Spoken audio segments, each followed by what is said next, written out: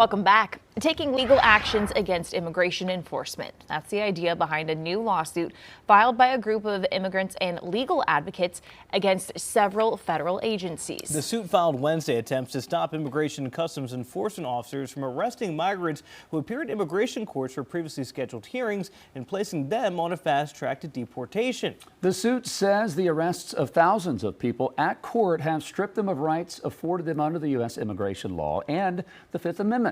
Queen City News Chief Legal Analyst Khalif Rhodes joining us this morning to talk more about it. Khalif, good morning. Good morning. So you got ICE arresting people inside the courtroom. I thought the court was a safe haven where people could seek justice. What's going on here? I thought we were on the same page here, but I'm sure that we're not, and not just immigration courts, but all courts. I was at the courthouse, Mecklenburg County, a couple months back. Folks were saying that, hey, immigration's here. People were running, people were scared. Those types of things have happened. And so that was just at a normal criminal proceeding. But what we're talking about here is an immigration court process. And we got to roll back the tape just so that we can understand what's happening. During the Trump administration's campaign, when he was candidate Trump, attempting to be president for the second time, he said we're going to do the largest deportation process in American history. And they primarily talked about criminals, that we want to get rid of the rapists and the murderers and these people that are doing bad things in our country. And we want to get rid of the people that didn't do it the right way. And that's what they put here in their lawsuit. One of the 12 folks that they're representing, the company says that you told people to do it the right way, to go through the immigration process, to file your paperwork, to appear at your hearings, and then they would have some type of protections, they would assume. But no, they're now targeting these people at those immigration hearings where you're attempting to do it right. You've been here for years. You've been going to your hearings. You're waiting to become naturalized. You're waiting to become a United States citizen. And now, at those hearings, in that moment where your access to some type of life, liberty, justice, or pursuit of happiness is being now a nightmare, where you're being separated from your children, from your spouses. That's happening in the middle of these hallways, in these courtrooms, and that's what these lawsuits are attempting to stop.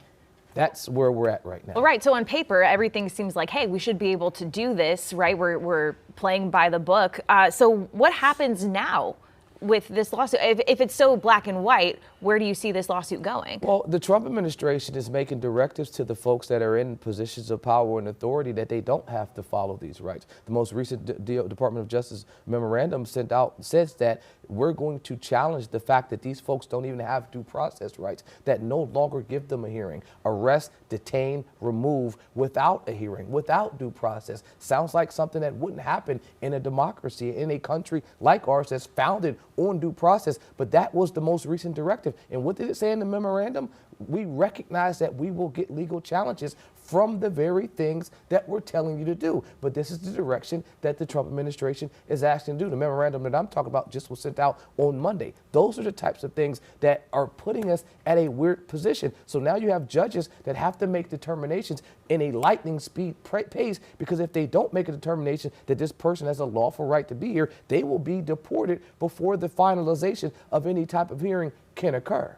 Khalif, if it's not dealing with a immigration case, and say this is just because we've heard about these raids happening at courthouses, if it's not an immigration case, what is the right to due process if they're trying to say you're in the country legally, but say we're coming in for a child custody hearing?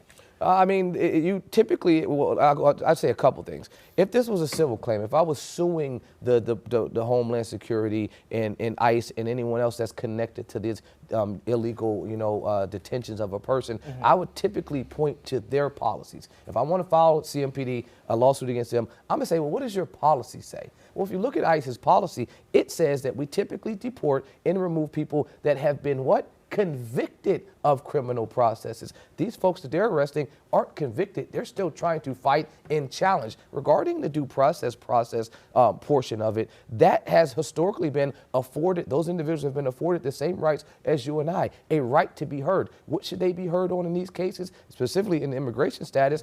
Am I running from persecution? If I go back to my country, will I be killed? Will I die? Those are the questions that these immigration judges are asking, and this is what ICE is now trying to avoid. They don't even want them to get that opportunity. I can take it one step further. The Trump administration is saying, not only do we want you not to have these hearings, great, have an opportunity, come there, we'll arrest you, but we're also firing and removing judges so you have less opportunity. And that's the stuff that folks aren't even seeing. They just fired 17 immigration judges on Monday. Why? Because now you'll have less opportunity. If there's no judge, can you have a hearing? You can't. 30 seconds, Khalif. Looking long term here. If people are too scared to go to court, what's the domino effect for these cases? They won't show up. There will be less victims. There will be less witnesses. There will be less folks on the criminal side that will appear and show up. On the immigration side, they'll just disappear.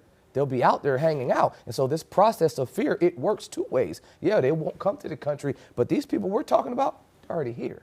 So you're not scaring them to do anything except for not show up. If I know that ICE is there, I'm not going. All right. Wow. Makes it harder to find those people that you're trying to deport. Our Chief Legal Analyst Khalif Rhodes weighing in on that for us. Queen City News Plus. Just search Queen City News on your smart TV's app store.